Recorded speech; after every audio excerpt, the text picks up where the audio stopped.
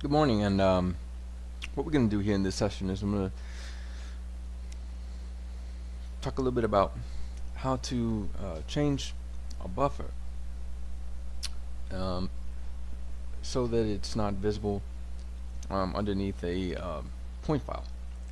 So basically, right here when I did it, what I originally had was this, and my boss came to me and said, "No, I want you to change that. Let's make it easier to read.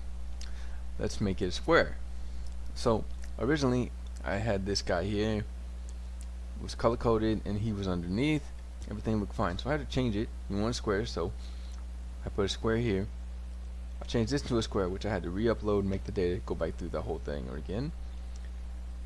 But I found out to change just a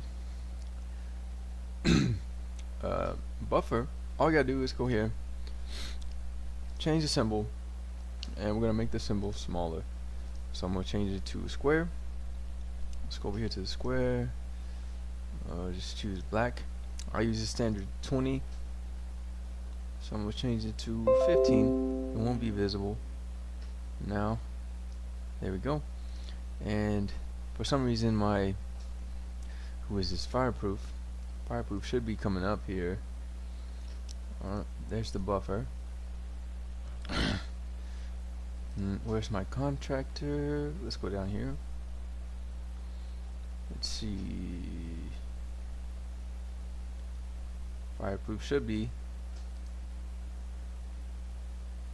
That's workers. Okay, we'll have to re-upload the contractor, but that's not a problem. I already have the data figured out.